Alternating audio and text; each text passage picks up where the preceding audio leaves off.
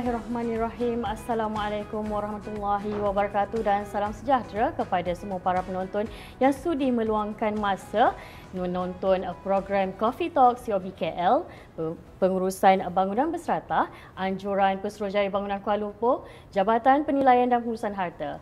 Pertama sekali izinkan saya untuk perkenalkan diri. Saya Nurhayati binti Muhammad Sani sebagai moderator anda pada hari ini. Untuk makluman tuan-puan, Coffee Talk kita pada hari ini merupakan satu inisiatif daripada Pesuruhjaya Bangunan Kuala Lumpur untuk memberikan pendidikan dan juga informasi kepada mereka di JMBMC dan juga pemaju terutama komuniti di bangunan berserata. Untuk makluman tuan-puan, pada hari ini program kita membawakan tajuk berkenaan dengan prosedur penubuhan Perbadanan Pengurusan Subsidiari ataupun SubMC. Sebelum kita teruskan, izinkan saya untuk bercerita sedikit berkenaan dengan panel kita pada hari ini. Untuk makluman tuan-puan, panel kita pada hari ini merupakan bekas peguam cara atau peguam bela daripada tahun 2011 sehingga 2013. Beliau juga telah berkhidmat di Pesuruhjaya Bangunan Kuala Lumpur selama 9 tahun.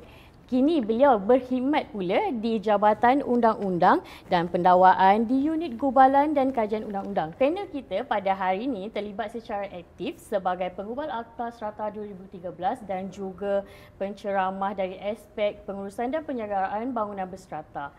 Jadi saya perkenalkan panel kita pada hari ini, Encik Mat Azmi bin Muhammad Syari. Terima kasih Tuan Azmi kerana sudi datang pada hari ini. Terima kasih saya ucapkan kepada pihak khususnya lah pihak COB KL kerana sudi kembali lah untuk menjemput saya untuk memberikan sepatah dua kata dalam Coffee Talk COB KL ini. Okey.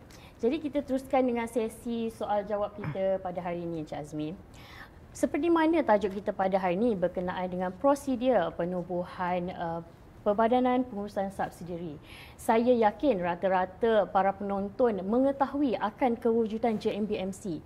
Namun mungkin segelintir yang tahu berkenaan dengan SubMC ataupun Perbadanan Pengurusan Subsidiari tersebut. Mungkin Cik Azmi boleh perjelaskan kepada para penonton apakah itu Perbadanan Pengurusan Subsidiari. Silakan. Okay. Bismillahirrahmanirrahim. Baiklah, saya mulakan berkenaan dengan pengenalan lah. Okay. Apakah itu Perbadanan Pengurusan Subsidiari? Okay. Actually, benda ni adalah something yang mungkin saya boleh katakan baru jugalah kepada pihak JMBMC, malahan kepada pihak COB KL juga, ataupun pihak COB di PBT yang lain. Disebabkan Perbadanan Pengurusan Subsidiari ini hanya ditubuhkan selepas sesuatu perbadanan pengurusan telah pun wujud. Ianya adalah diperuntukkan di bawah Seksyen 63 Akta Pengurusan Serata, Akta 757, dan perlu diingatkan jugalah penubuhan ini perlu dibaca juga bersama dengan Seksyen 17A Akta Hak Milik Serata lah 2013. Okay, kerana penubuhan ini dia actually saya boleh katakan di bawah Akta 757 ni adalah lebih kepada pengurusan dan penyelenggaraan. Tetapi sijil kelahirannya adalah dimulai ataupun boleh dikatakan bermula daripada Akta 318, Akta Hak Milik Serata lah. So Perbadanan Pengurusan ni adalah lebih kepada hak eksklusif pemilik-pemilik yang ingin menikmati harta bersama secara terhad lah untuk mereka. Baik. Okey, macam Cik Azmi kata, ini bukanlah secara umum, benda ni masih lagi baru. So adakah penubuhan Perbadanan Pengurusan Subsidiari ini ada kelebihan yang boleh dirasai oleh pemilik terutama sekali di bangunan berserata ni? Okey, seperti yang saya nyatakan tadi itulah hak eksklusif. Hak eksklusif itulah yang bakal dinikmati bagi mereka yang menganggotai sebagai Perbadanan Pengurusan Subsidiari ini. Sebabnya kalau jika dululah saya boleh bagi contoh, kalau kita duduk dalam bangunan berserata, kita akan share ataupun berkongsi sesuatu kemudahan tu dengan orang lain. Tetapi dengan wujudnya Perbadanan Pengurusan Subsidiari ini, maka pemilik yang menganggotai Perbadanan Pengurusan ini mempunyai hak eksklusif. Kiranya memang untuk dia saja. Orang lain memang tak boleh nak kacau lah.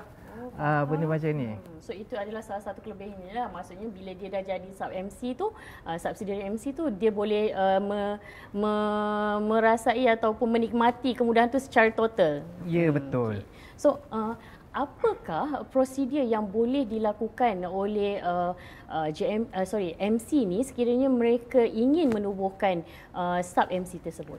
Okey, baiklah. Seperti yang saya nyatakan pada awal tadi, penubuhannya adalah berdasarkan protokol Seksyen 63 yang perlu dibaca bersama dengan Seksyen 17A Akta Hak Milik Serata, yang mana prosedur wise adalah di mana perlu mendapatkan ketetapan komprehensif.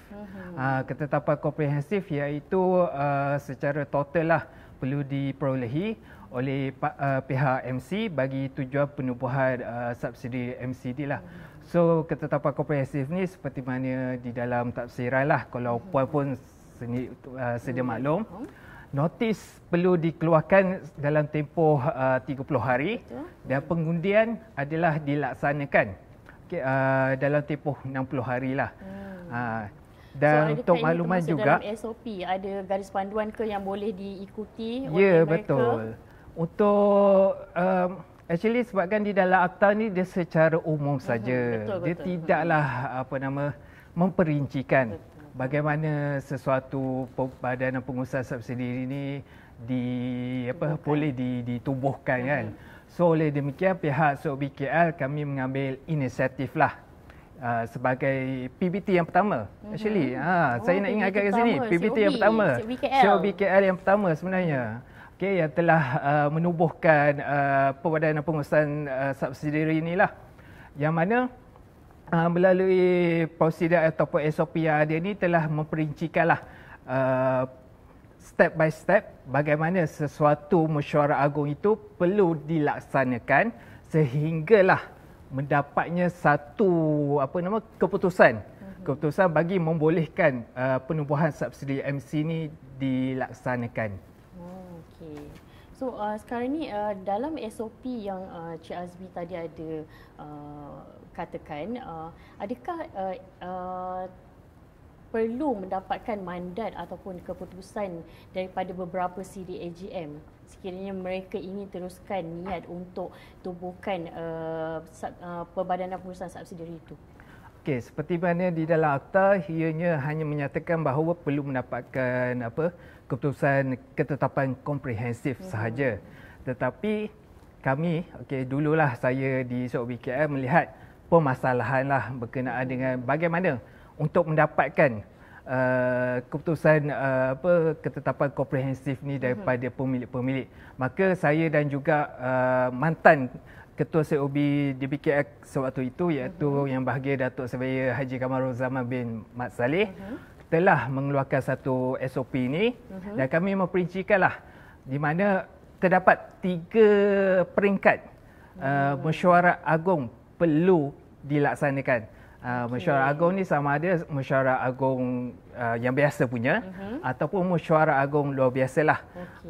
So 3 kali mesyuarat lah mereka kena sebelum prosedur dia kena ada 3 kali mesyuarat, sama ada mesyuarat agung ataupun mesyuarat agung luar biasa sebelum keputusan penubuhan tu dilaksanakan. Ya, betul. Okay, mungkin Cik Azmi saya tertanya-tanya.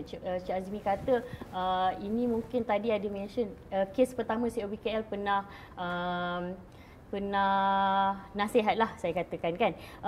Ada ke, telah wujud ke ataupun ditubuhkan Perbadanan Pengurusan Subsidiary di wilayah Persekutuan Kuala Lumpur ni, dan apakah cabaran yang dihadapi oleh mereka yang telah proceed kepada penubuhan tersebut? Mungkin Cik Azmi boleh bagi tahu atau share. Okey, baik. Terima kasih kepada Puan Moderator. Actually asal usul di mana kami mengeluarkan satu SOP tersebut adalah disebabkan terdapatnya sebuah kawasan di KL ni yang boleh saya katakan adalah di kawasan pemajuan Wan Mun Kiara. Wan Mun Kiara adalah ni. Dia adalah di atas inisiatif pihak MC tersebutlah yang telah membawa kepada pihak SOB bagi tujuan mereka untuk menubuhkan subsidiary MC lah. Tetapi kami melihatlah pelbagai permasalahan dan juga bagaimana macam yang saya nyatakan tadi itulah. At the end nak mencapai 60 hari pengundian tersebut. So kami mengeluarkan satu SOP yang menerangkanlah, yang memperjelaskan. Dan saya juga dimaklumkan, actually sebelum PKP lah dan juga sebelum saya berpindah ke jabatan yang lain, ada satu juga kawasan lain jugalah yang saya dimaklumkan adalah di Plaza Pekeliling. Plaza Pekeliling yang kawasan lain yang berniatlah untuk juga yang berniat untuk menubuhkan subsidi MC ni.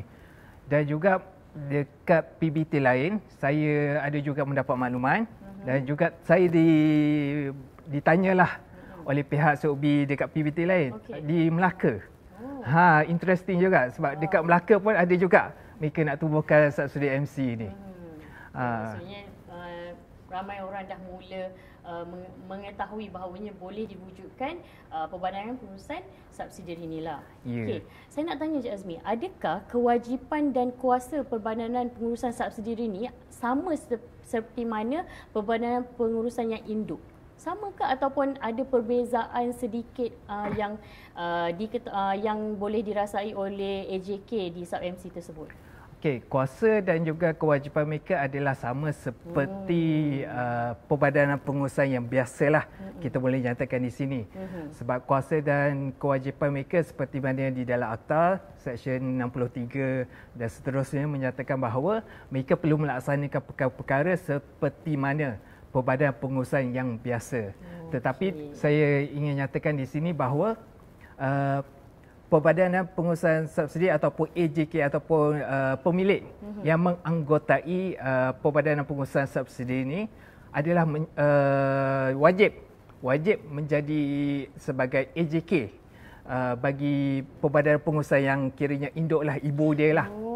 Dia perlu menjadi anggota kepada yang induk tersebut. Dia akan jadi dua ahli lah, ahli kepada Perbadanan Pengurusan yang induk dan juga sub-MC pun dia akan jadi AJK juga. Kiranya either sama ada AJK yang sedia ada tu akan menjadi kepada AJK yang induk punya ataupun pemilik lain yang menganggotai sebagai sub-MC tersebut boleh dipilih menjadi AJK kepada MC induk tersebut lah. Ingatnya tu mana-mana Perbadanan Pengurusan yang berminat untuk menjadi ataupun menubuhkan Perbadanan Pengurusan Subsidiari itu adalah penting ya, untuk AJK mesti ada dalam induk.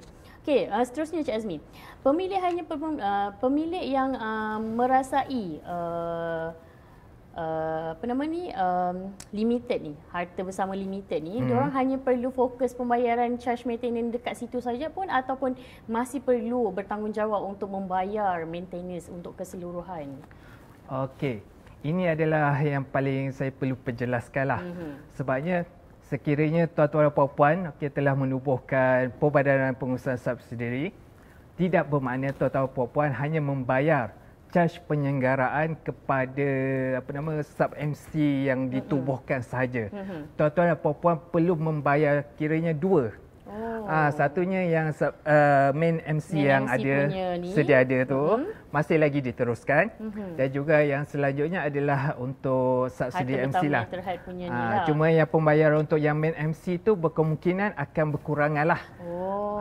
Sebab mereka tidak akan menikmati ataupun dia punya charge tu akan dikurangkan lah. Okey, so maksudnya dia masih bertanggungjawab untuk membayar charge penyelenggaraan yang asal dan juga selanjutnya selepas perubahan dilakukan. Okey, ni mungkin rata-rata orang bertanya sama ada siapa yang boleh menubuhkan Perbadanan Pengurusan Subsidiari ini. Adakah ianya terhad untuk pembangunan yang bercampur ataupun mereka yang duduk di bangunan kediaman juga boleh menikmati ataupun menubuhkan Perbadanan Pengurusan Subsidiari itu? Mungkin Cik Azmi boleh kongsi. Okey, kelazimannya lah mereka yang berminat untuk menubuhkan Perbadanan Pengurusan Subsidiari ini adalah mereka yang terdiri daripada kawasan pemajuan bercampur. Sebabnya bercampur ni sebabkan saya boleh katakan di sini adalah disebabkan mereka mempunyai fasiliti dan juga kemudahan yang berbeza yang mana ada certain pihak ataupun pemilik tidak dapat menikmati kemudahan yang ada. So that's why lah mereka lebih berminat untuk menubuhkan Perbadanan Pengurusan Subsidiari.